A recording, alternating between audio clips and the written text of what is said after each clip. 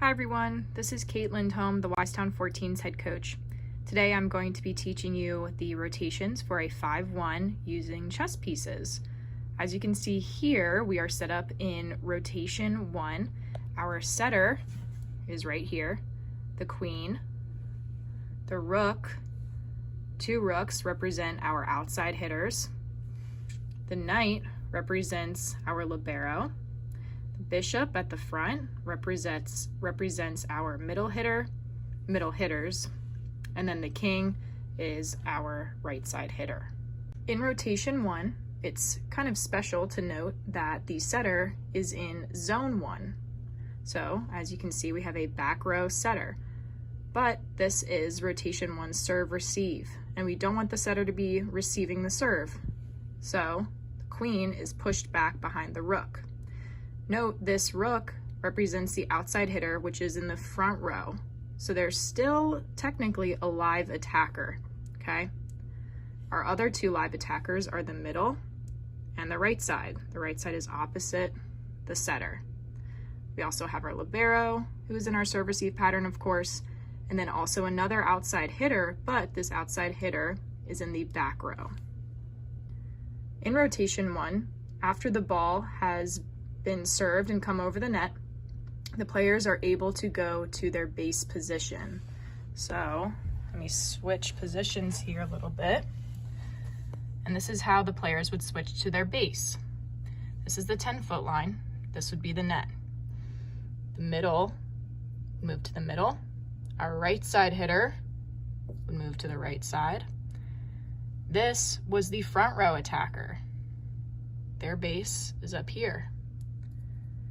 Typically, a libero could be in 6 or in 5. We'll leave the libero in 6. This is the back row outside hitter. They're going to their 2x2 position, libero middle. And the setter is going to the 2x2 position on the right back side in zone 1. This is rotation 2 serve receive. So now our setter is going to be pushing up the right side hitter. I'll show you from a different angle. Okay? So our setter must stay behind the right side hitter. Okay, so if the right side hitter went here before the ball was served, this team would be out of rotation. So that's why the right side needs to be pushed to the net. Okay, our middle hitter is pushed over here to the right because the middle needs to be on the right side of the right side hitter in this rotation.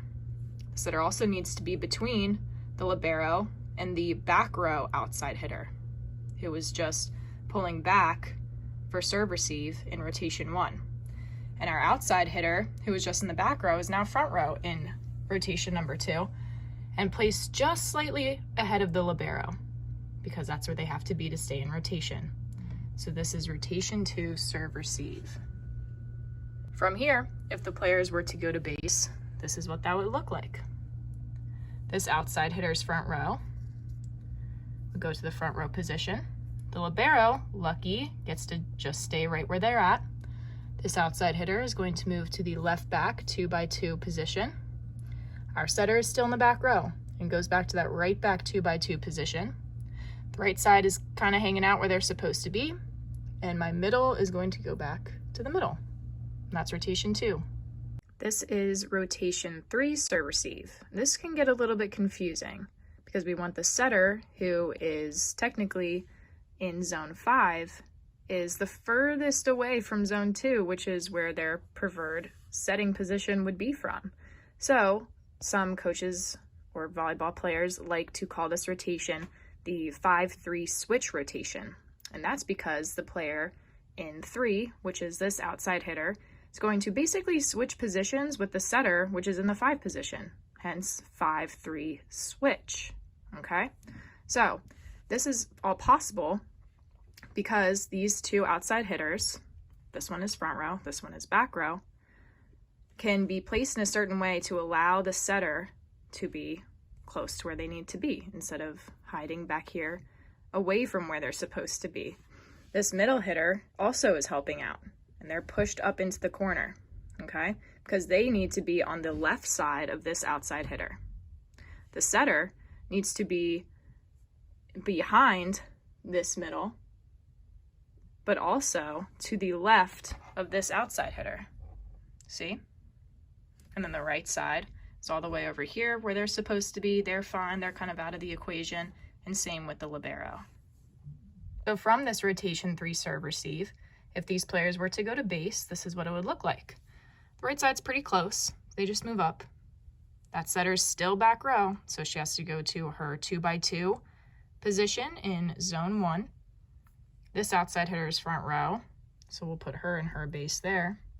This middle goes right to the middle of the court in the front row. This outside hitter goes to left back in 2x2, and here's our libero again going to 6 in middle. So this is the rotation 4 serve receive. Now we have a setter in the front row, which means that our right side came to the back row. So more often than not, a defensive specialist would go in for our right side. So I am going to take this king out, our right side hitter, and place a pawn in as our defensive specialist. So because our setter is front row, up here the queen is front row next to the middle and the outside hitter. They are stacked up at the net, and we have our back row outside hitter, our libero, and our DS and our serve receive pattern. All of them are back row, so they can be straight across from each other. So let's even them out a little bit more. Perfect.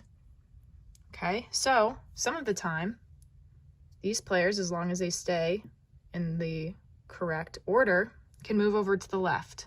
That way the outside hitter is closer to where they need to take their approach from. This can also prevent blocking these serve receivers' vision when they're in serve receive.